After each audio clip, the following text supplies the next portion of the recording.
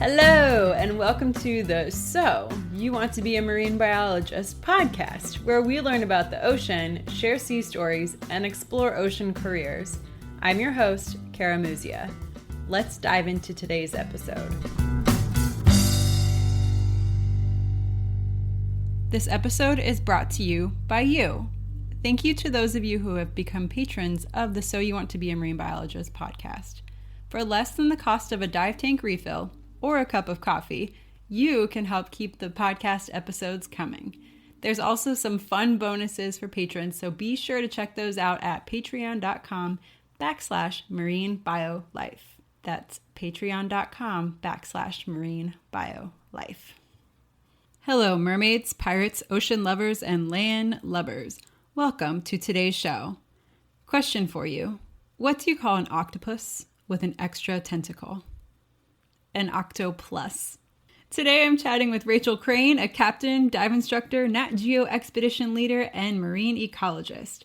Rachel shares with us how she went from wanting to be a vet in rural upstate New York to becoming a boat captain in the Florida Keys for Coral Restoration Foundation. Along the way, Rachel had an incredible internship that included diving with Navy SEALs in the longest pool in the world, swimming with humpback whales, and cave research. Rachel also takes us cruising with Nat Geo in Alaska and shares a hilarious and rare interaction between a juvenile tiger shark and a pufferfish. Rachel has had some fascinating twists and turns in her journey, and I am excited to share this conversation with you. Here's Rachel. Rachel, welcome to the So You Want to Be a Marine Biologist podcast. I am so excited to have you on. Oh, thank you. I'm very excited to be here. Great. So you have quite the ocean career. You wear many different hats right now, and I'm really excited to dive more into that. But for now, how did you get into ocean science, and what inspired you to pursue that as a career? So this answer, it's a little strange, but I will premise with the fact that it was not my first career choice. I actually wanted to be a vet. So I grew up on a farm. I worked with our vet for a whole summer, and I learned I am allergic to everything. Oh, no. Yes, all the cute, fuzzy things, allergic to them all. But I was a swim team kid, and I loved the water, and I figured, hey, I'm not allergic to the water, so maybe I can go play with critters in the water. And that's how I went the marine biology route. And that's how I chose that career. So That's really funny. Now, where did you grow up? You say you grew up on a farm. yeah, so I grew up in rural upstate New York. So I have actually never been to New York City. So Wow. upstate farm country, New York. So very far from the ocean. Yes, landlocked. The only experience I had with the ocean was vacations to like the Outer Banks. So that was my ocean experience. That's incredible. And now when you graduated high school, is that when you made the decision of like, well, there's critters in the ocean, maybe I'm not allergic to them, I'll pursue that in college? So that is a question that actually doesn't work on me because I didn't go to high school. Oh, So, fascinating.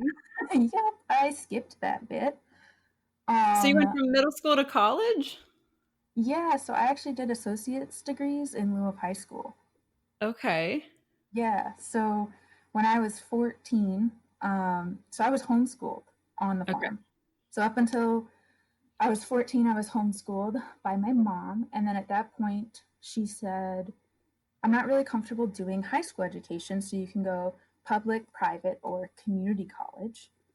And being the little kid I was like, hey, so if I go to community college and I take that history class, it counts for high school and college. Like I only have to take it once. Mm-hmm. And she's like, yeah. And I was like, sign me up. Yeah, that seems like a no-brainer. Yep.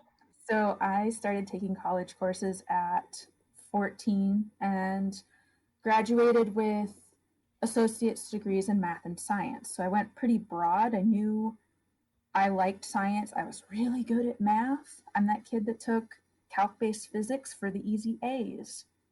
So that's impressive. My hat is off to you.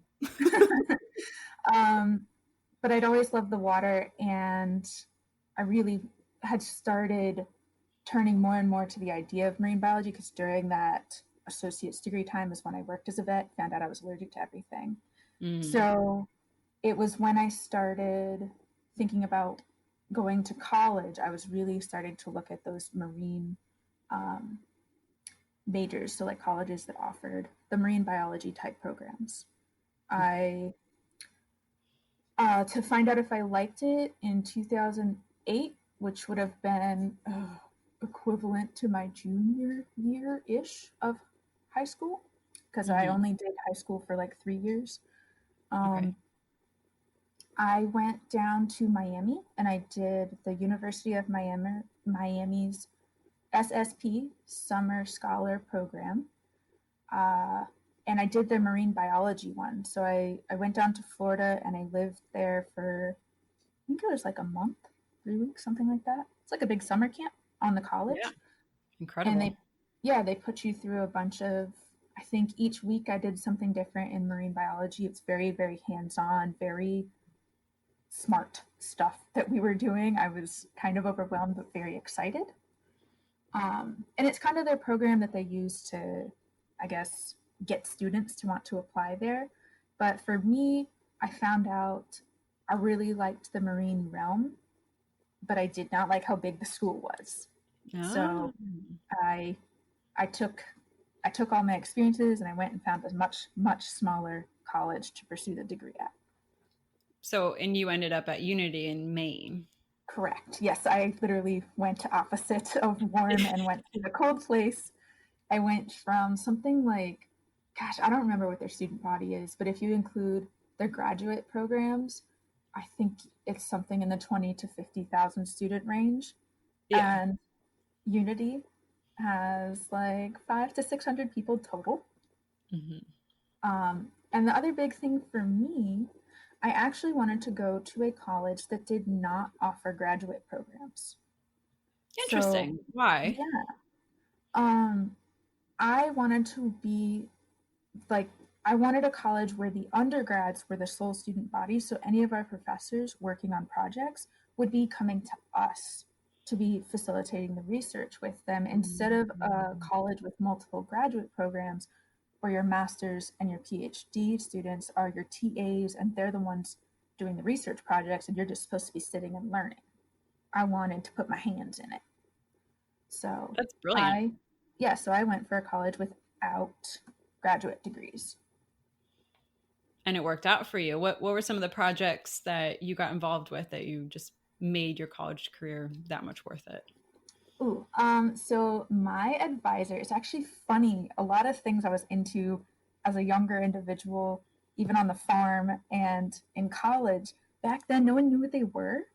And now people are so excited about them and they think they're cute. So, um, in college, my advisor was studying tardigrades, Oh. right? No one knew what that was. Um, Could you explain what a tardigrade is for the audience in case people don't know what a tardigrade is? And they are yeah, really cute. there's Oddly, very oddly wet, like, kind of a face only a mother could love, but they are cute. yeah, and like on Snapchat, the Bitmoji program, like you and your little avatar can be with a tardigrade. It's ridiculous. Like it's in mainstream social media. But tardigrades are these itty teeny microscopic little dudes, and they can live in literally any environment. And they can also hibernate, so they can kind of like dry up. You can send them into the vacuum of space for years, as many as you want, all of the years, and then go pick him back up, rehydrate him, and he'll go right on living. And they are finding them, I mean, all over the globe. They'll find them in like ancient textbooks and libraries. You can find a tardigrade. Go outside, pick up any bit of moss, and shake it into a petri dish. Look under it, look in a microscope, and you can find tardigrades. Um, you need a powerful microscope. But they're affectionately referred to as water bears. Um, And that's what my college professor was doing. She was trying to identify them. She's named a few species. And so I'd spent a lot of time, going through whatever samples she had from wherever, like this moss sample or this whatever it was. And we would just sit there and we'd find little tardigrades and like separate them out, try to take little electron microscope pictures of them so that it could go into the try to ID that thing later pile. That's a great project to work on. Yeah. So you got some experience while you're in your undergrad, and you have this summer under your belt in Florida doing very hands-on marine biology research. What kind of made the next step after college? Mm-hmm. So, so it's really funny. So I started down here in Florida and I was like, wow, warm stuff is great. Mangroves are interesting. Coral reefs are beautiful. And then I went to Maine. And I was like, yeah, cold stuff. And I did it because at the time I figured that if you just went into the ocean off of the Florida coast, it's very sandy. Maybe you'll see a ray, some little fishes, but there's not like a lot going on to the naked eye. Mm-hmm. Versus if you go up to Maine and you go along the rocky beaches, you got tide pooling. There's all kinds of stuff right there. They might not be as colorful right at the bat as like what you envision a coral reef to be, but there's a lot more things easier to touch, access, and like learn on. So that's why I went cold. But I was very much in love with warm. So when I graduated with all the cold experience, I immediately started applying for warm things because I wanted back to the corals. So, um, yeah, so when I graduated college, I graduated in 2012. I did not have a job. It's okay. I spent the summer being a lifeguard and applying for more things, and I finally got accepted to a program at MOPE Marine Mm. Laboratory, which is based in Sarasota, Florida, and they also have a location in Summerland Key, which is in the Florida Keys. It's at about like mile marker 30. The Keys start at 0, which is Key West. They go to like, I don't know, 112, but Key West is the bottom, Key Largo is the top. And yeah, so that's when I got my hands back on corals. Um, I went into their coral disease ecology program. We were doing a pilot study that got published, and after that, I left because the funding ran out, so they couldn't pay me. It But happens. yeah, it does. That's how it is. It was a fantastic experience. It was a lot of microbio stuff in a lab. So But what were you specifically working on? You said disease. There's a lot of yes, diseases, unfortunately, right now that are plaguing corals. What was your concentration while you're at Moat? so we were looking at a disease called black band disease, Mm-hmm. and this my advisor had chosen this disease because it's actually found in all of the oceans.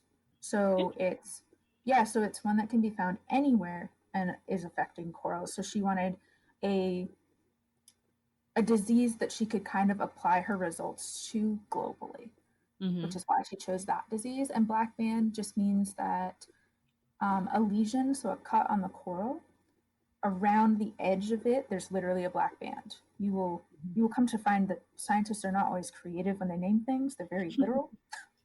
Yes. So black band disease is exactly what it sounds like, and Yes. it's basically a combination of a little.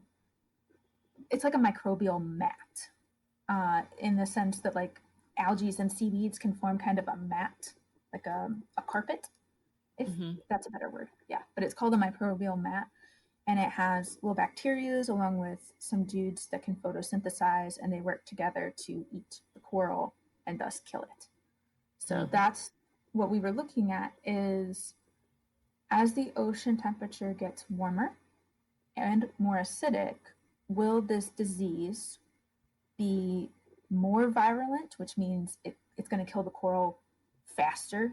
So will Mm-hmm. the disease get faster, or will that future ocean condition kill the disease? Will the disease no longer be able to live in that condition? Mm-hmm. So that's what we were looking at. And we found that as it gets more acidic, it's harder for that disease to survive. yeah, so that's interesting, and that's what we learned in the pilot study. And then she's since gone on to do a much larger scale of that. Her name is Dr. Erin Muller. So if you want to Google her, you can find more of her research at Moat. She's still there. Great. I'll put a link in the show notes to her lab, and listeners can go check it out if they'd like to. Very cool. So funding runs out, which for listeners, it happens. It totally happens frequently, and people just figure something out. So what did you figure out? I figured out that I really like diving, and I had to get my open water certification to graduate with my degree in college. So if you wanted to graduate the marine biology degree, you had to be a scuba diver unless you had a medical note. So I finally had my ticket to do that because my mom had always been scared. No one else in my family dives. Mm-hmm. And so it was kind of a big daunting thing to let your kid do. But I was finally like, Mom, you have to let me do it. Mom, I can't graduate otherwise. Yeah, so I think I did that. Goodness, that would have been the summer of 2010. So you got dive certified in Maine then? Upstate New York. Like you didn't have to do it at school, you just had to do it. So I did it during one of my summers. What is getting dive certified in upstate New York like? Cold. Were you in a quarry? No, I was in Lake George. Yeah, so it was kind of cold. We did a ton of pool work. Okay. I went through an agency that I don't even know if they exist anymore. They were called SEI, Scuba Educators International, and it was the company that the YMCA used. I was a lifeguard at YMCA, so I got a discount. And I'm pretty sure it was straight up Navy SEAL training. It was insane. So now I am a dive instructor. I'm a PADI master instructor, so the level above that is course director, so several levels above a basic instructor, and I have never experienced anything like my original open water training. It was insane. I still don't know how some of it was legal. I came out a really good diver though. So that's good. And you loved it. Not only did you come out a good diver, but it didn't scare you off of it. You were like, no, not at all. Yeah, and so we did a ton of pool work. It was one of those things that's like at night in the evenings because everyone works and have jobs. I was in with like a lot of huge age range, people from all walks of life. So it was geared towards that. It was several months long to get through everything because you had to have your theory sections and then your pool nights, and we just constantly were going back and forth.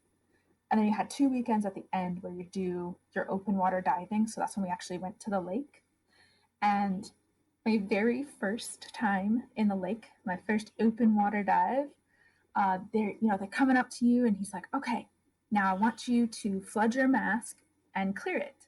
Mm-hmm. And I had the hiccups my entire first dive. So here I am like trying to do all these skills for him, and the whole time I'm like, and he cannot figure out what is wrong with me. He keeps asking me if I'm okay, and I'm like, I'm fine. I promise. Just try not to drown. But I did it. So it was great. I was hooked. And so when the funding ran out, I was like, you know what? Let's go do more scuba diving stuff. I want to be a dive instructor. So I had traveled to Summerland Key in the Florida Keys from Sarasota a few times during my time with Moat to work at that office. Mm-hmm. So I had found out that there was a shop in Key Largo that did this. It's kind of like an internship apprenticeship. So you work there for about 7 months for free, but they do all of your training for you. And once you're good enough to be working on the boats, you're going to make a bit of income. And that's typically enough to buy your groceries because they put you up. So they give you a place to live. And then you work, you learn, you make some tips, and then you become a dive instructor. That's actually a really great way to do it. I mean, obviously working for free is not always ideal, usually not ideal, but they're putting you up. And if they're giving you training, I mean, training to become a dive instructor can be quite expensive. Mm-hmm. So, and I'm assuming they paid for all your gear to kind of like all your tank fills and anything that you needed to be out in the water as well, right? Yes. So yeah, that was covered. I did come into it with my own gear because I did have an internship I had to do to graduate in college where I got all of my own gear as part of that internship. Cool. Yeah, it was really, really neat internship. Uh, kind of skipped over it, but that's why I had all my dive gear. But otherwise, the only things I was responsible for paying for were some of the fees to Patty, which is the training agency that they can't waive because you've got to pay for your book. So Okay. because you're going to own it. So things that I Right. would have to own afterwards, I would need to pay for, but the Okay. physical cost of training is what they were covering. That's great. Yeah. And this is at Rainbow Reef. Many, many years ago, Rainbow Reef is so much bigger now. But I did it. It was very small. We had two boats. We got our third boat during the time I was there. Um, so it was a very different company back then. That's Yeah. special though. I mean, do they still do this program or do you know of any other programs that are similar to that? They still do the program. So we did skip over your internship and I am really curious to learn more about it.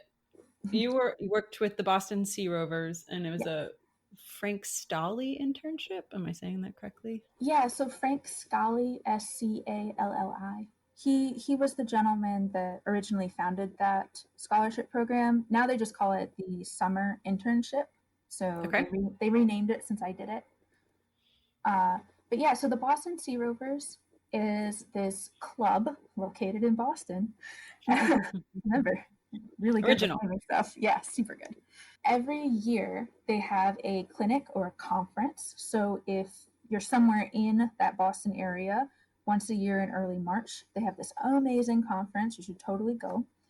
But they also do take on one intern every year, just one. You have to be from New England. So that is their biggest point that cuts a lot of people off from being able to apply.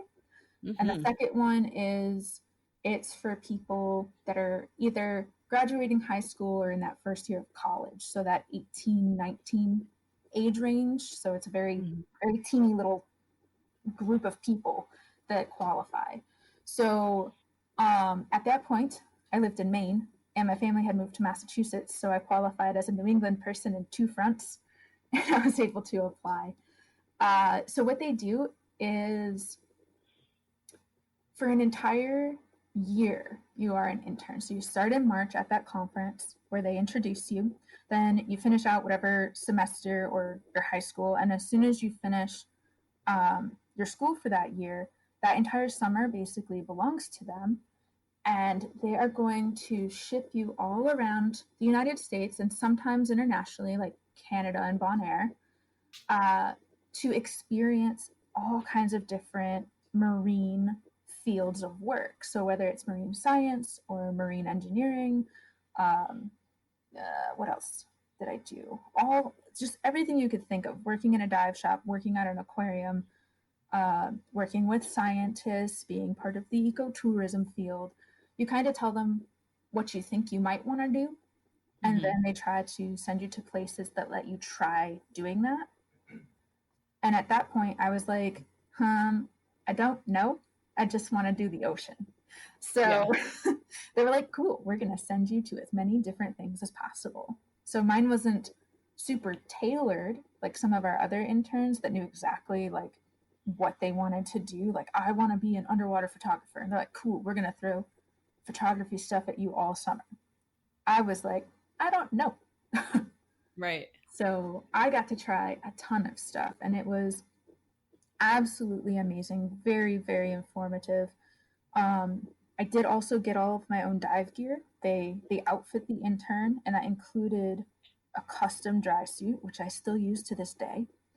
Wow. Um, yeah, and they also did a lot of my other courses. So I was just a baby, basic open water diver. I had at that point something like 10 dives under my belt. So I was a Mm-hmm. baby. And so I got my advanced open water, which is the next level. I got my nitrox certification. I did cavern training. That was really cool. My dry suit. There's a course that goes along with owning that. So Yes. did that course. Yeah, and then I just got to try a ton of different careers, and it really helped me. That was the summer between, or that was the summer before my senior year at college, because Okay. remember my path was weird. So um, I I graduated college with two bachelor's, a minor, and I already had my associate's degrees when I was 20. So my my path doesn't really make sense in your classic timeline approach. So I was actually already a senior in college, only my second year pursuing my bachelor's, just because I had so many credits, and that's what causes you to be a freshman, junior, senior type thing. Right. Even though I was just like 17, I was Right. technically a senior. So it can be confusing, but I still Right. qualified for this internship because I was still in the right place, and they're not going to fault you for taking a different academic path when I was still in the same like physical point of my life Right. as You're what they still were a looking college for. student. Yeah, you're still a college student from New England that fit that very small window of age that they wanted. Yes. So that makes total sense that they wouldn't disqualify you for being a little bit more proactive with your education. Yeah, exactly. So, but it was really cool. And I mean, I can highlight a few names of places I worked. Yeah, what were some of your highlights that stick out in your head from this internship or your favorite moments from this internship?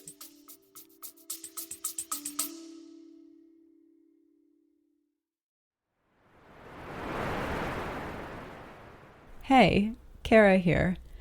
I hear it all the time. How do I become a marine biologist? Or my niece wants to help the ocean. Where does she even start? I hear from students, yes, and also nurses, HR professionals, and other mid career folks who wonder if they could still make their dream of working with sea turtles or sharks come true, wondering if it's too late to answer the ocean's call. Here's what I've learned after 20 years in the field and hundreds of interviews. There's no straight line, no magic degree, and no gatekeeper. You create the path forward. If this sounds overwhelming and vague, I've created 2 tools to help you stop wondering what if and start moving forward with clarity and purpose. The first is my free guide, Be a Marine Biologist Without the Degree. Over 1,000 people have already downloaded this guide and taken their first step towards ocean impact. Inside, you'll find 7 concrete, doable actions to help you get started, whether you're just exploring or ready to make a change. Then there's the Ocean Blueprint. This is a 30-day self-paced course that helps you build your unique path into ocean science and conservation without quitting your job or going back to school. Inside the Ocean Blueprint, you'll get daily prompts to explore your interests, skills, and next steps, a structure that turns overwhelm into real momentum, and a bonus section to root your work into ocean connection. You don't have to wait for a degree, a perfect plan, or permission. Whether you're wading in or ready to take the deep dive, these tools are here to help you move from dreaming to doing. The ocean called. Are you ready to answer? Links in the show notes and on my website, karagracemuzia.com. I can't wait to see the waves you'll make.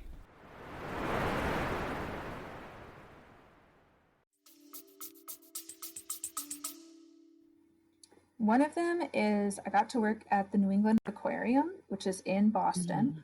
I had never been there because I lived in Maine for school, for college, and my family moved from New York to Massachusetts while I was in school. So I literally, one Thanksgiving, I just plugged in an address in Massachusetts, and I hoped it took me to the right house. And that's how I went home. And that was when I had this internship. So the first day I showed up to the New England Aquarium was my first time being there. And in less than an hour from walking through the doors, I was in like a 7 mil wetsuit climbing into the penguin exhibit. Oh, cool. And I hadn't even walked around the whole aquarium, but I had penguins swimming around me. And I was like, all right, this is kind of neat. Yeah. So that was really cool. So everything with the aquarium I did behind the scenes. A lot of aquariums, including New England, have off-site facilities where they do research or rehabilitation. So if you find like a dolphin that's stranded, they have a separate facility that they're rehabilitating it. So I did some front of house where you educate people, you play with the penguins, you dive in the big tank and scrub the window and wave at the kids. But the really cool parts were the offsite facilities where I got to see the research or watch them rehabilitate different critters. Mm. So that was very cool. Definitely opened my eyes to a lot more of what aquariums and zoos are doing. Mm-hmm. I worked, so also just right in Boston, I got to work at the Harvard Museum of Natural History. Wow. And that was super cool because I learned that pretty much every museum in the world, what you are seeing in their exhibit is like not even 2% of all of the stuff that this museum has. And a lot of museums are also facilitating research behind the Mm. scenes. So the Harvard Natural Museum has one of the largest collections of marine bones. They literally have a bone library. Wow. And yeah, it was nuts. So there's like researchers that come from all over the world to have access to those bones, or they're sending out things on loan. What was the weirdest research topic or bone that you saw? Mm. It's not G rated. It's not G-rated.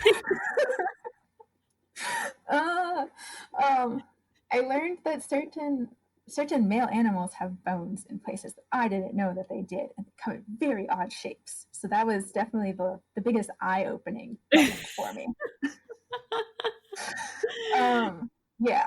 So that's yep. The perfect But G-rated explanation. there you go. Yeah, but there was a really cool researcher there, and she was doing stuff about what people from a certain time period, what kind of bones they used to make musical instruments. Mm. So she literally had this little cart that she wheeled down the like aisles, and I'm talking like floor to ceiling, like 2-story aisles of bones in their little cases library.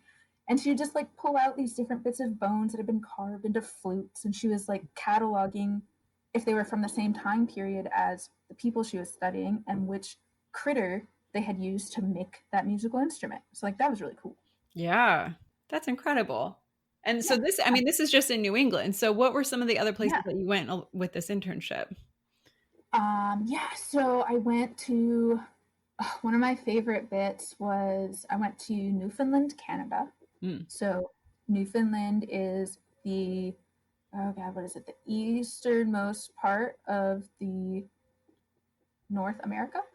Mhm. Um, and it's a little island right off Canada in the Atlantic Ocean. And I worked for Ocean Quest, which is basically a big ecotourism company. So they do kayaking, they do hikes, diving. Um, what else did we do? Fishing. I went fishing. Like the day that I landed, it was the scariest flight of my life because there was a thunderstorm and I was in this teeny little plane. And yeah, it was crazy. Mm. But the next morning, I get on this boat and they take me fishing. And I have never been like deep water fishing or anything before. And so they take me with all these guests. And of course, I catch all the fish and the guests aren't catching anything. And one of the guests, she's like, let me try your pole. You try mine. She doesn't catch anything. I'm catching all the fish. Like, it was just ridiculous. But I gave them all my fish, so they weren't mad. That's where one of the coolest things that I did in my entire life happened. Because they're in Canada, they do not have the Marine Mammal Protection Act. Mm. So I went snorkeling with humpback whales. That's And that's neat. it was, yeah, it was pretty cool. It was the scariest, most humbling, amazing thing I've ever done. Because you just have a straight up whale next to you, under you, and you're like, oh my gosh, they're enormous. Yeah, So it you was feel very super cool, tiny. very, very tiny, but also very like, I don't know, blessed, I guess. Like you just privileged. You feel super privileged to be that close to that animal. Hmm. So it was very, very cool. I also did like dry suit wreck diving. That's where I got my advanced open water, and that was pretty cool. So I did a course while I was up there. Um, yeah, so Newfoundland was amazing, and I guess the other, gosh, there's like two others that things that were really cool. I'll just try to really quick tell you, but one of them was more the engineering aspect of the marine realm. So there is a Navy base in Maryland. It's called the Cataract Navy Base. They have the largest pool, longest pool in the world. it is so long that when they built it, they had to calculate it to the curvature of the Earth. Wow. So, yeah, in order to keep all their measurements correct and everything level.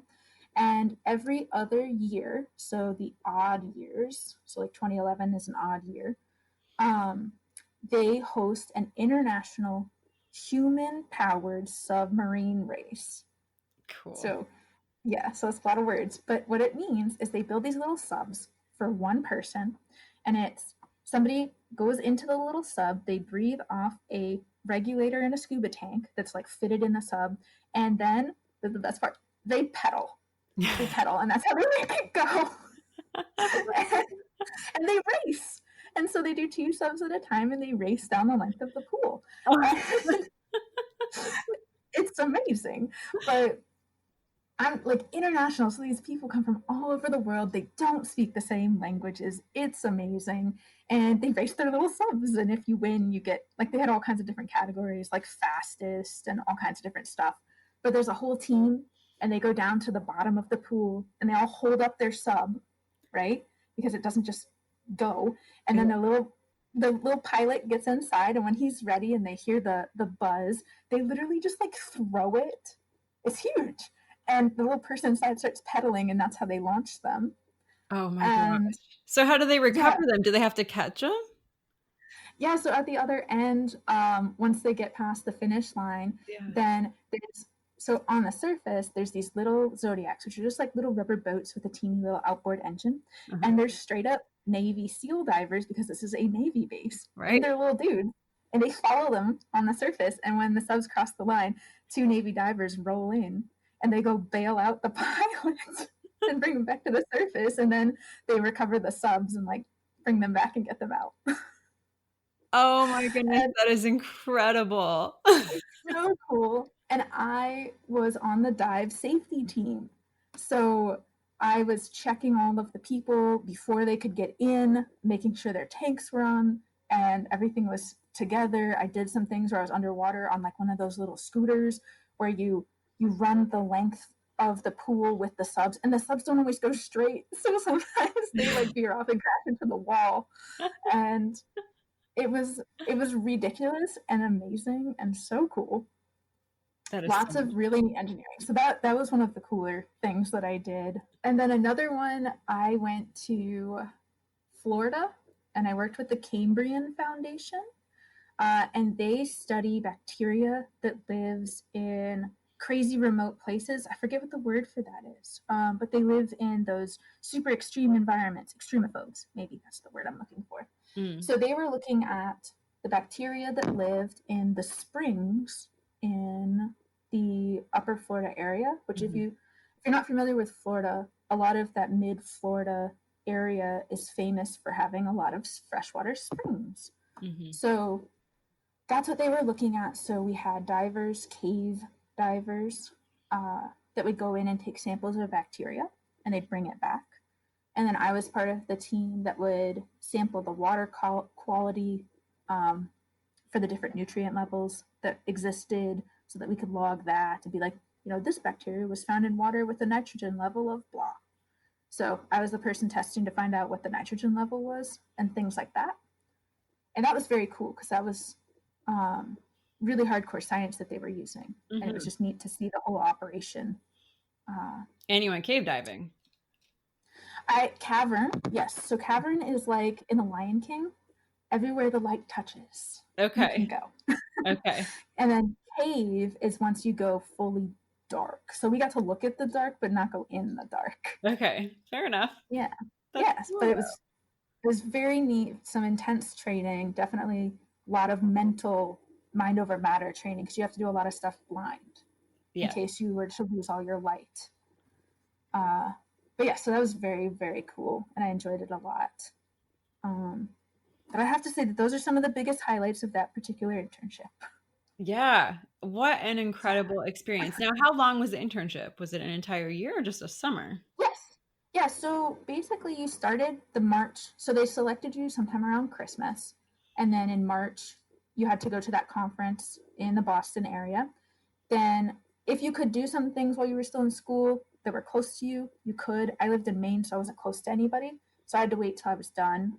I had to wait till I came back from Costa Rica because I had to do my capstone project. So I graduated, or I finished that semester, went to Costa Rica, came back, and then immediately started the internship where I traveled around the whole summer. And literally, I think until like the Friday before the Saturday, I needed to drive back up to Maine for school. I was doing stuff. Wow. And yeah, it was nuts. It was my whole summer.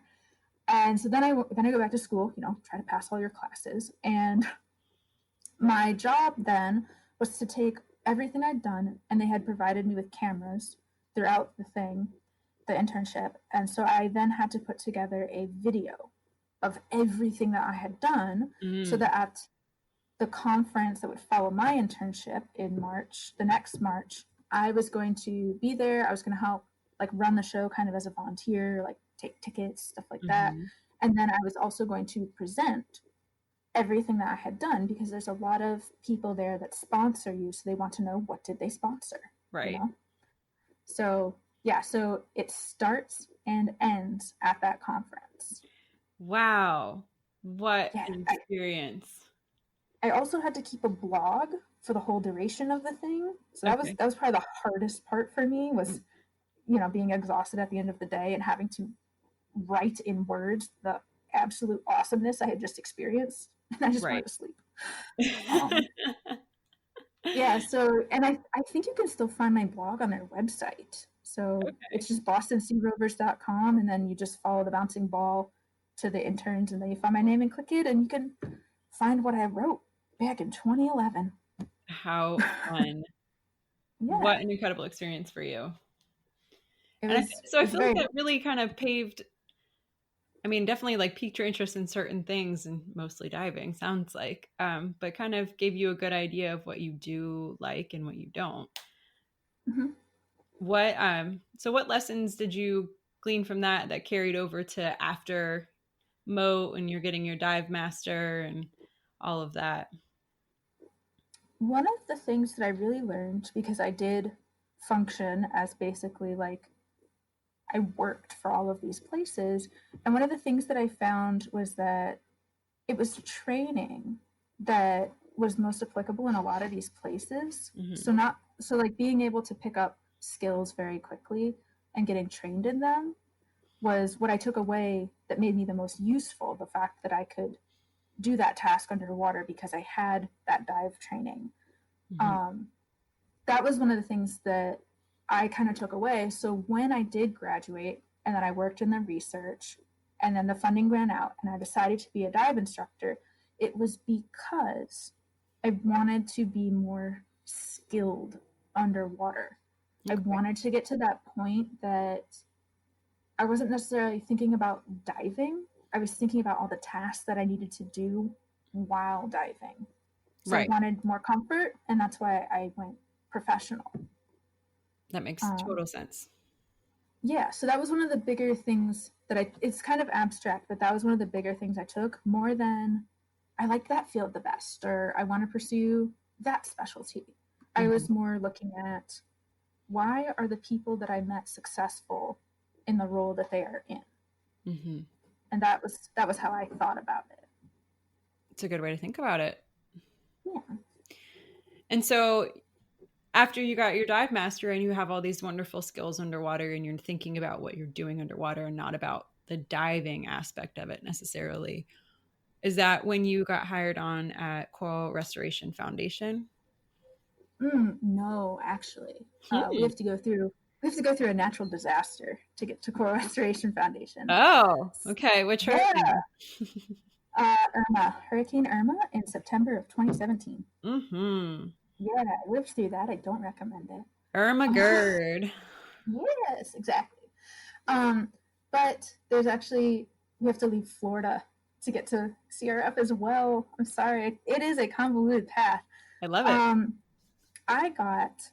So after I finished my internship with Rainbow Reef, I became an instructor. I got hired on. I worked for them, I would say grand total about 2 years, I think. I got so burnt out that, believe it or not, I didn't want to dive.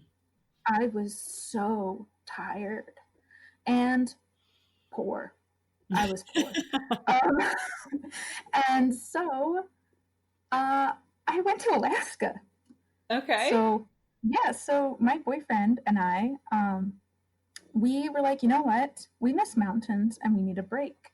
And one of our friends, he had been working seasonally in Alaska for almost a decade, well over a decade now. He was like, you should come do it. It's just seasonal work at the national parks. And Yeah. we're like, why not? We're young, why not?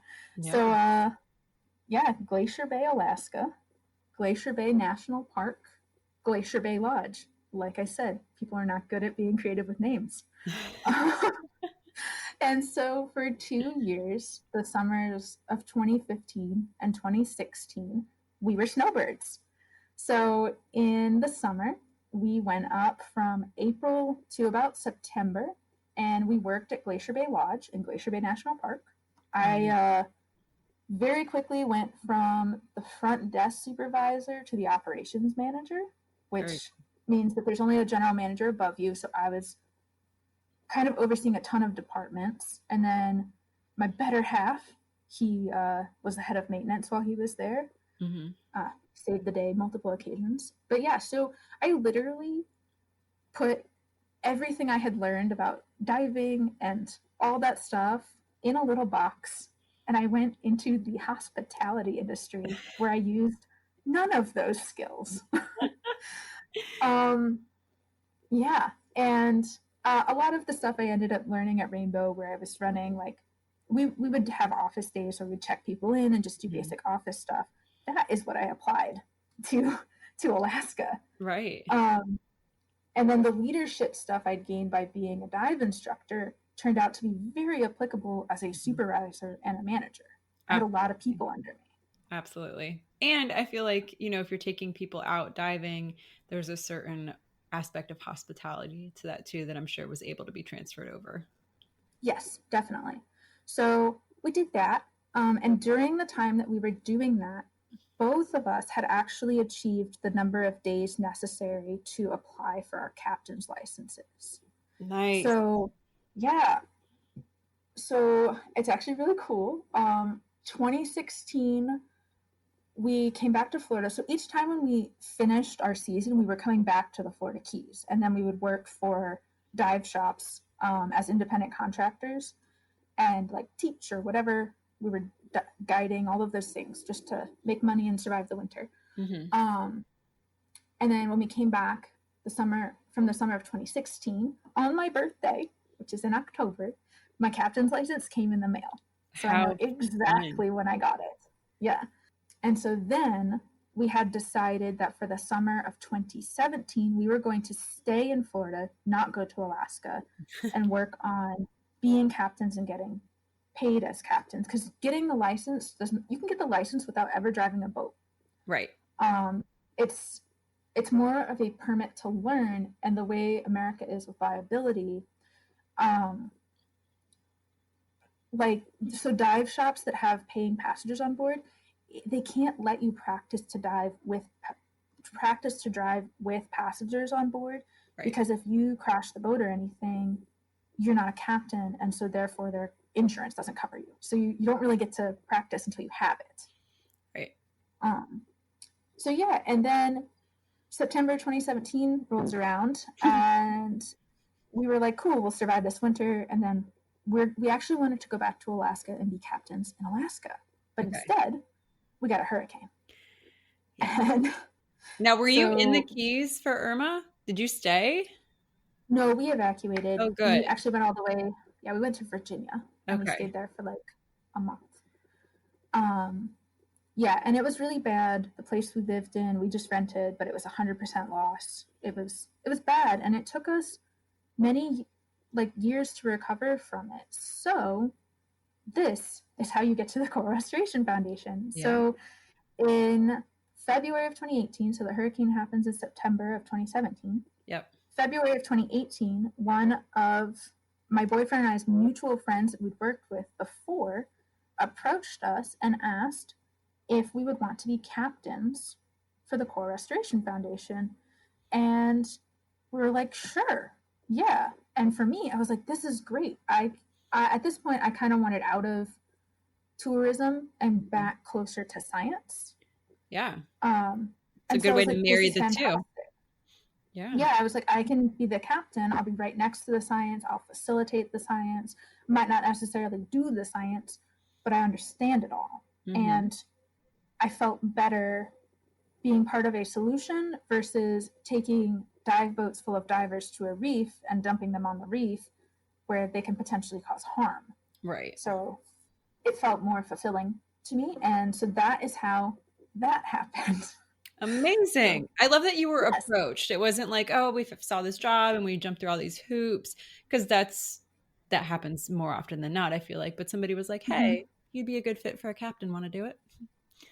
Yeah, that's exactly what it is. It was so a lot of the times when we came back from Alaska for our summers, we were the relief staff for a ton of dive shops. So we worked for like everybody because Hmm. someone needed a day off. So they would call us. We were just on the call list. Okay. And during that time, we connected with so many people and organizations, and we didn't realize how big our network grew. Hmm. But it grew to the point that we both had very, very good reputations of people that, and believe it or not, showed up to work, showed up on time, were not drunk, and did not have what is commonly referred to as Keys disease. And so we were very like responsible, respectable people that would show up and do our jobs well.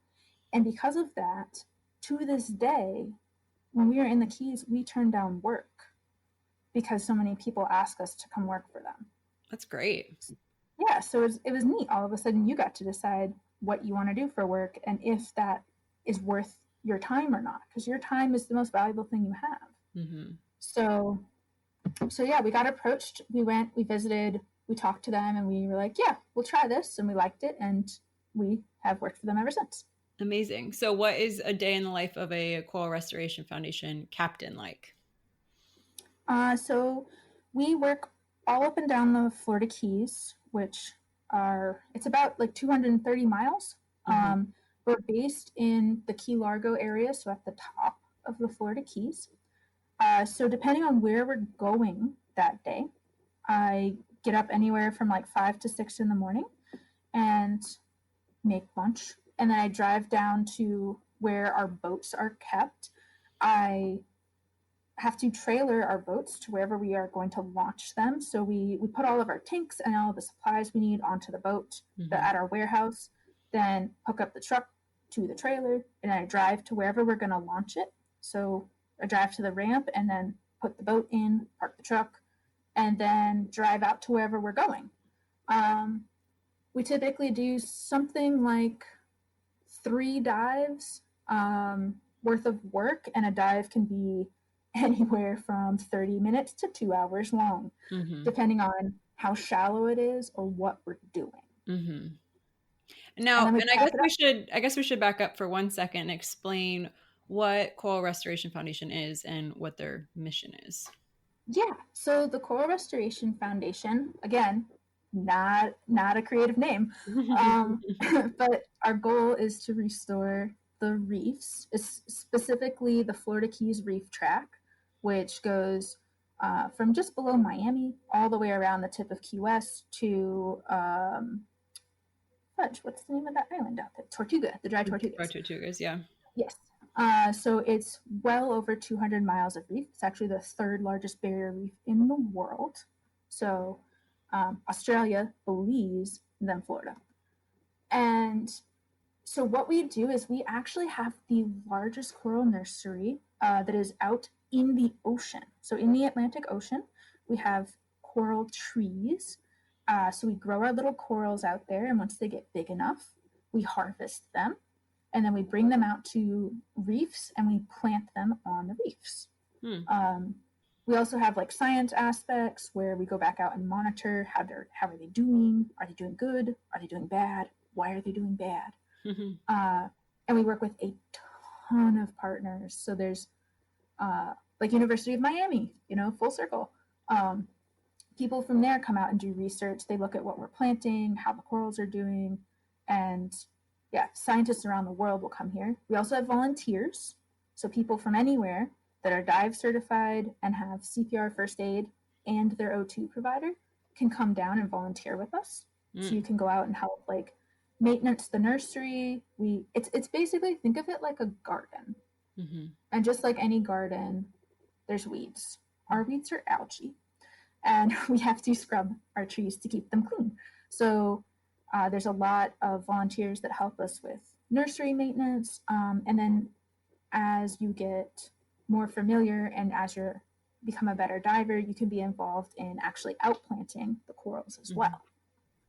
So that is what we do.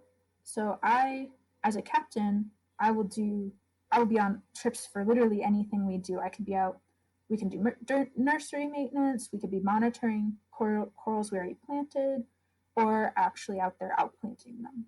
So it's very dynamic what we're doing. Yes, and it's very hands-on and it's doing good things and it's working. Yes, yep. We are actually having success, so it's very cool. Amazing. It's very, yeah. How did you get involved? So Coral Restoration Foundation, and we're going to go back to Alaska as well. But how did you still are involved with diving and dive training with an organization called Dive Heart? Now, how did that come about? And what is Dive Heart? We should explain that first. Yes. So Dive Heart it's kind of two things. So firstly, they're a nonprofit that does scuba therapy for children, adults, and veterans with disabilities. And secondly, they are a training agency, just like your PADI, NAUI, SDI, all of those things are training agencies. So is Dive Heart. So I am actually the head of training for the entire agency. Amazing. Yeah. And that came about right after I got burnt out working at Rainbow Reef, and right before I went to Alaska for the first time. It was very similar to CRF. So when I was working at Rainbow, Dive Heart would have trips that came down and went out with us. So we would take these individuals with disabilities. We call them adaptive divers. We'd take them out and take them diving. And they get to see the underwater world kind of for the first time. Our slogan is imagine the possibilities, because we want them to know that they can do these things. You know, some of them have been told no their entire lives. So we want to, tell them yes. And so I'd worked with them a ton. I loved it. Anytime they were on a trip, I requested to be crew. They requested to have me as crew. And it was one of the things I was going to be saddest to leave when I left. But they found out that I was leaving because I went to one of they do pool programs called Discover Scuba Experiences, where they're totally free and any adaptive divers can come and just learn about what we do, maybe get in the water. And I went to be one of the buddies that was in the water to help facilitate that. And they found out that I no longer was working for Rainbow and I was potentially going to Alaska. And they asked me, they're like, so wait a second, does that mean that like you're technically on the market? I was like, what do you mean? I am not a piece of meat. No, what? And they're like, are you currently hireable? And I was like, yes. So they turned around and went to their bosses and they're like, hey, you know how we need to fill that training, person position? They're like, we know who should be the person. You need to interview this girl. You need to talk to her. And so they did. And they offered me the job and I turned it down. Because I didn't think they offered me enough money. And I actually grew a pair and wrote them a return letter and thanked them and said, for all of these reasons and all of these skills, I don't think that's a correct evaluation of me. And so I think I'm going to continue to turn my focus elsewhere and focus on Alaska. And instead, they got the letter and because I emailed it to them, and within 5 to 10 minutes of emailing, they called me. And they're like, we think you're right. We really love you. We really want you. Would you consider this amount? So I worked for them for over 5 years. Oh my gosh, Um, that's so fun. yeah. A So my really good position, lesson in promoting your worth too. yeah. Um, Thank you, mom. You know, and so I did. It is a completely remote position, which is the reason I was able to take it with me to Alaska. So Mhm. anywhere that there is Wi-Fi, I can do that job. And they are huge promoters of me as an individual as well. They're like, yeah, you want to go to Alaska? Go to Alaska. Talk to people about dive heart. You want to work internationally? Go, because they go too, you know. And Right. it's an international organization, so I get to spread their mission when I go to all the places that I get to go in the world as well. And then when I'm home, um, I spend a lot of time on my computer doing work for them as well. Amazing. So, yeah, What a cool job. And seems like a pretty easy organization to get behind as well. Got a great yeah, mission it and yeah. exactly. It's very fulfilling. Again, another place that you can volunteer at. They've been a nonprofit for I think over 20 years now. Um, or maybe almost, but they've only been a training agency since the end of 2014. They brought me on at the beginning of 2015. So I've been with them throughout kind of the entire birth of Mhm. their training agency sector. Mhm. Uh, but they're still growing. They're not, in every state. Florida is one of our most active states, actually. Mhm. Um, but we are international. Malaysia is actually probably in our top three most active places in the world. Wow. But there's lots of opportunities to volunteer if you're fortunate to live near one of those areas. So you can email volunteer@diveheart.org and learn more about that. Very cool. Because, yeah, because I do training stuff, so I don't really do the volunteer stuff. So what does your training look like? You're actually in the water with your adaptive divers and kind of teaching them scuba? Um, so if the training for Dive the company, so we have Okay. basically like four different courses. Okay. There is one course for the adaptive divers, and it's really neat. We work with every agency, which is cool. We're not in competition with anyone because I'm a PADI instructor. So if I was coming to Dive Heart and I wanted to teach an adaptive diver, I would teach that adaptive diver using all of my PADI materials. Right. So they would learn all about what is diving, how to clear a mask through the way PADI teaches it. We did not reinvent that wheel. But if they are unable to complete some of those skills the way it should be, the way it's like traditionally done, then Dive Heart comes in and we work with that individual to complete that skill as a team. So there's typically three people in a team, including the adaptive diver and two buddies, and we work together to complete that skill.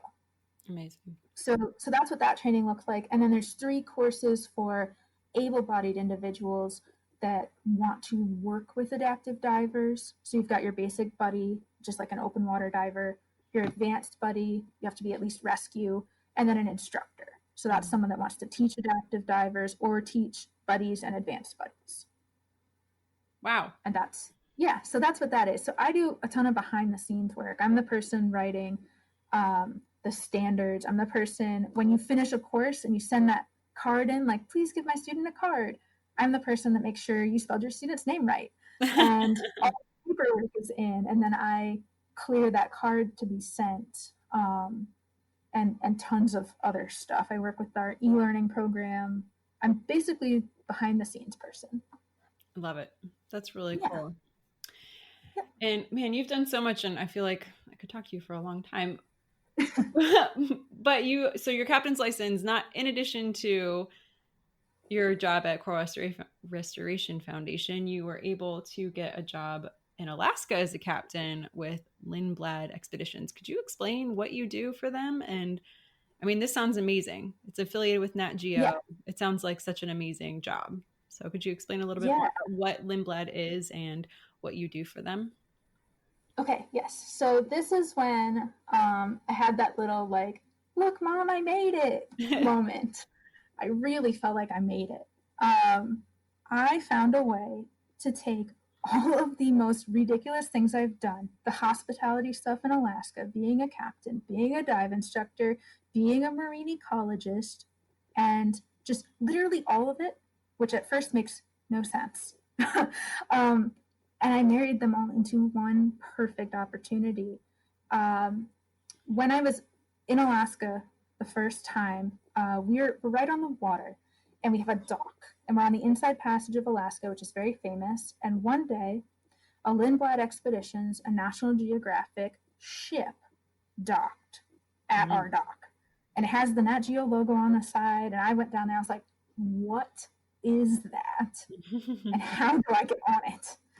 And so they got off, and they wanted to walk around all the national park like paths and stuff. So I talked to some of the guests and some of the crew members for 2 years, because I was there 2015 and 2016, and I learned all about what they did.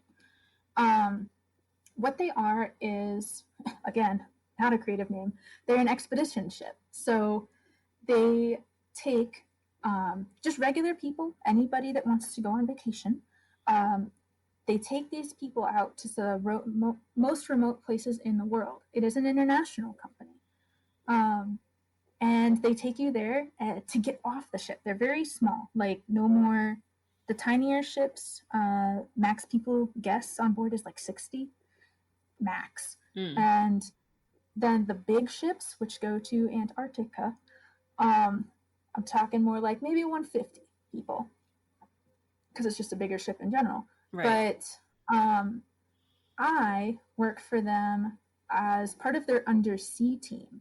So I get to go to all of these places, and I work as a naturalist. So I study these places beforehand so that I can tell guests all about them. But I get to choose what about them I want to tell. So I am a marine ecologist still. I get to say that, that's my degree. I worked in it. I am a marine ecologist.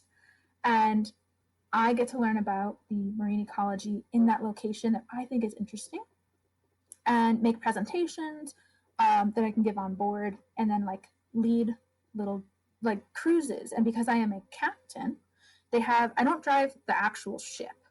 Some of the ships I have the license for it, but I'm not crew. I'm staff, which is different. So crew is your captain, your deckhands, your stewardesses, and the engineers. Staff is a unique thing to the Lindblad Expeditions and National Geographic ships. We are literally your team of naturalists. We're the ones that are actually talking to the guests. We eat lunch and dinner with them, and we basically teach them about everything they're seeing. We're the ones IDing the birds and taking you tide pooling, and facilitating going kayaking and stand-up paddleboarding and all these crazy things that they do. And then as a captain, I can drive their Zodiacs, which are the little rubber boats with a little outboard. Maybe 10 people can sit in them. And so I can shuttle you from the ship to shore if we're going to hike or kayak, or if we're just doing tours. So in Alaska, if we're going to go look at the glacier, we straight up get in the boat. I drive through all the ice as close as we're allowed to get to the front of the glacier, and we look at the glacier. Oh my gosh, how amazing. What a cool job. And so that's the naturalist bit and the captain bit. But then the best bit is I'm part of their undersea team. So I dive. I get to scuba dive in these locations. There's only 2 people on the whole ship that dive. It's me and whoever my buddy is. And we literally go fun diving with cameras, and we go dive these places that potentially no one else in the entire world has been diving at. And we just go to film what's down there. And so we get to look at the cool stuff, film things we think are cool, and then we bring it back on board. We edit it. We do an hour dive, depending on if we can last that long, because it's cold in some of these places. And so yeah, I still use that dry suit. And then we edit the footage together. We ID the critters that we have no idea what they are, and learn a little bit about them, because we have libraries on board. And then we present it to our guests, and we get to show them what's underwater in these places. So we actually can provide a 360-degree view of this remote location that they've chosen to visit. Absolutely incredible. Yeah. So that is what I do. That's a really special job. What a cool job. Yeah. Now, how long are I these know. cruises for?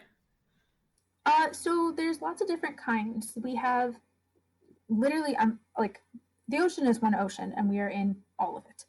Mm-hmm. So depending on where you are, and the ships move throughout the year, the trips can be different lengths. So some of them are only like 5 or 6 days long. Some of them are just a week. A lot of the ones in Alaska during the summer are a week.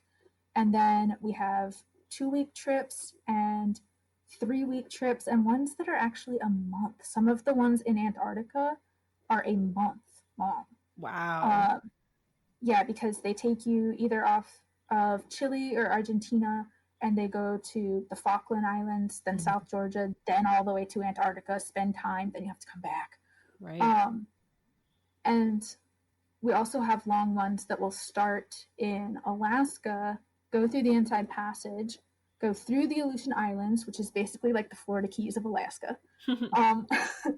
And then, unfortunately, because the ice at the Arctic Pole has melted, you can now do an Arctic crossing. And so they actually go around the top of Alaska and Russia. And they go all the way through the Arctic Circle, and they end somewhere in like, they'll either end in Russia or Greenland or somewhere over there. Wow. Yeah. So that takes a minute to do. Yes. Now, which of these cruises have you done? So I started in Alaska because I lived there. So that's where they wanted me to start. And then I have been to Baja, California, which is a part of Mexico. Mm-hmm. And is amazing. I never knew I wanted to go there until I left, and I wanted to stay. But yeah, such a cool place.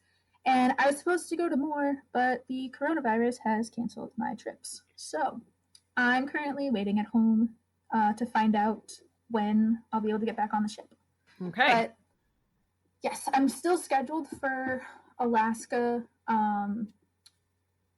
But currently our trips have been canceled through May 30th. So they're trying to start trips June 1st, but things are changing daily. So I don't even know if we'll get to go to Alaska this year. Oh, bummer. Yeah, Bummer. it is. But, we'll come back, and then hopefully I'll get on more ships to different places. We've got ships permanently stationed in the Galapagos as well. As an American, I'm not allowed to work there. So this is a fun fact because I have met people that apply for Galapagos jobs. If you're not from Ecuador or you're not from the Galapagos, they can't hire you because all jobs go to them first unless nobody originally, so they start in the Galapagos. If no one from the Galapagos can fit that job description, they open it to Ecuador. If no one there can fill the role, then they can open it to international applicants. Okay. But the jobs on the ships in the Galapagos don't get past people that live in the Galapagos. So as an American or any other place, you're not going to get in as somebody that works there. So that's a good factoid. Yes, but it's a good thing to know because I've met people, they're like, yeah, I've applied for the Galapagos for years and I never get called back. And I was like, yes, you never will. I'm sorry. So I'll save you some time. yeah, exactly. So that's a fun fact to know. You can go there for fun and support the economy, but you're probably not going to work there unless you end up getting citizenship, which is very hard to do. You have to marry someone. All right. Yeah, noted, right? Game plan. Fun. But yeah, so tons of amazing places. I hope we get through this sooner rather than later so I can keep going. My contract, so when I leave, I'm typically gone for 3 to 5 weeks. Okay. Yep, so I'll stay on board for several trips typically. Sometimes 5 weeks is one trip. Sometimes it's 5 separate trips. Sometimes it's 7 because they're a bunch of little 5-dayers, right? 30 divided by 5 is 7, right? Maybe? No, 6. Goodness, math. Bunch of trips in there. Yeah, something like that. So yeah, it's very dynamic, very different.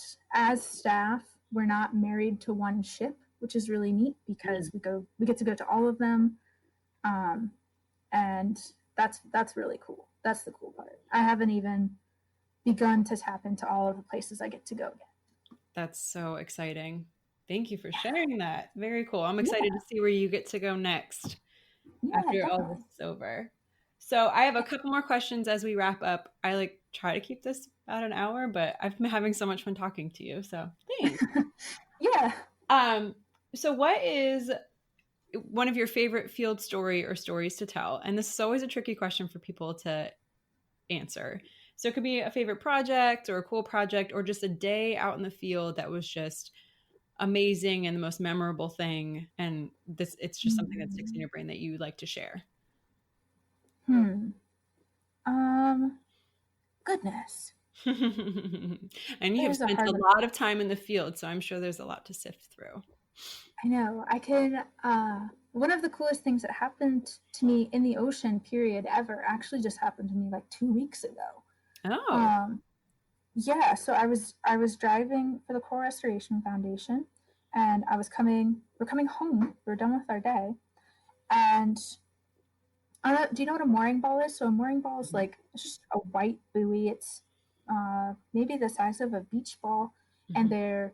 they're pre-set in the ocean so that boats don't have to set anchor. So you go up, there's a little line coming off, and you just clip your line to that line, and ta-da, you're anchored.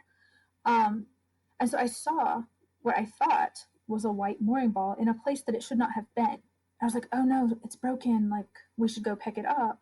Mhm. But as I got closer, my brain clicked, and it's like that's not a mooring ball. It's a pufferfish, completely inflated and upside down with its white spiky belly to the sky. And it was as big And as a mooring ball? that's what it looked like. Yeah, it was huge. Oh my Um, gosh.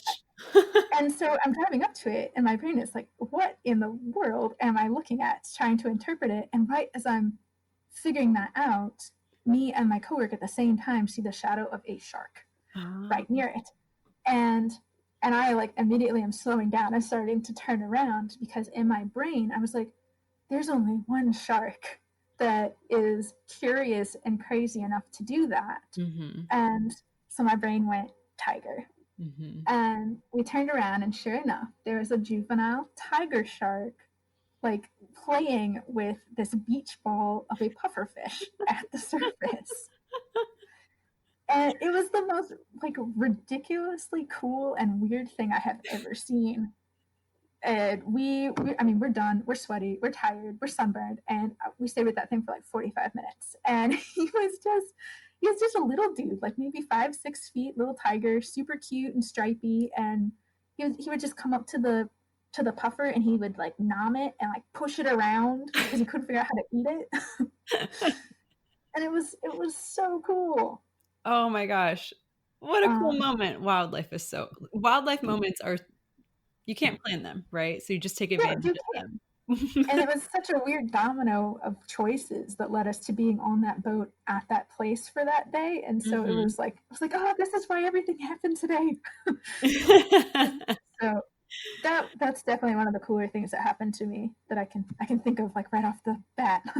A tiger playing beach ball with a pufferfish. I love it. Yeah. Yep.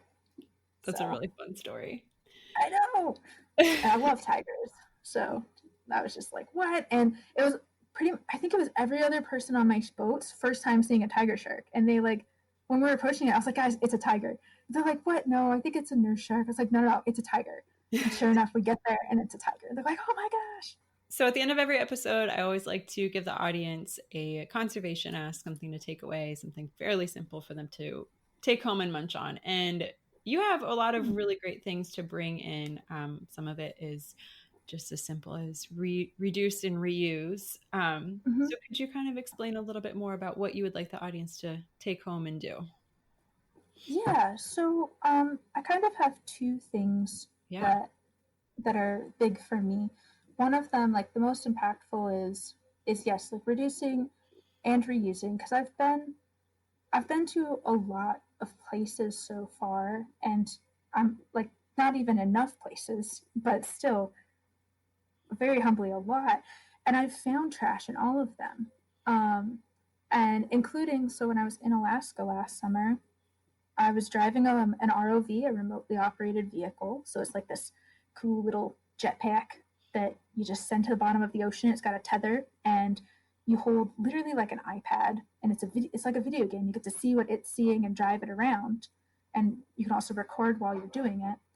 So we were exploring the bottom of the ocean in this bit of Alaska, and I found a beer bottle at like 80 to 100 feet underwater in the middle of nowhere, Alaska.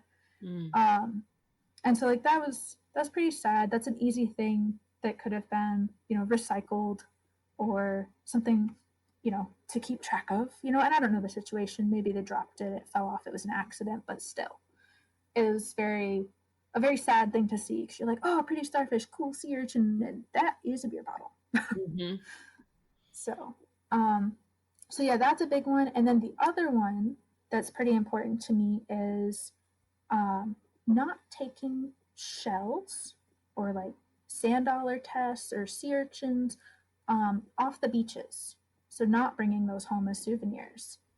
Take a picture, and then if you want to help the ocean, throw the shell back in the ocean and leave it there. Right. Because all of those things, shells, tests, which is just the fancy word for skeleton of a sand dollar, which is what we normally see on the beach, those are all really vital bits of calcium bicarbonate, which is something that is a limited resource in the ocean, and a lot of critters use it to build their shells, so like snails or the sand dollar, corals, and a lot of other critters. That's what they use to be alive. So every time you take that shell, you've taken away their building blocks, and it is a limited resource in the ocean. And if the oceans continue to get more acidic, that's one of the first things that they erode, is that calcium bicarbonate. It erodes, like it melts very easily in acidic environments. So that to me is one of my biggest things that I like to tell people. I'm like, just take a picture and throw it back in the ocean. There you go. And you know what? If you take a good enough picture, maybe you can hang that on your wall. I know a lot of people take their shells home and then it just collects dust on a dresser or something somewhere. And, if it's a beautiful photo, you can hang it up on your wall and remember the shell forever. Exactly. Yep. So if you've got a whole bunch of them, that's an easy thing to do. Go throw them in the ocean. There you go. So. Very cool. Now, if the audience wants to connect with you, where's the best place to find you? Probably Instagram. Okay. My handle it's Chasing Summer, but it's spelled like chat speak because that name was already taken. So it's Chasin Summer, and it's ChasinSumr.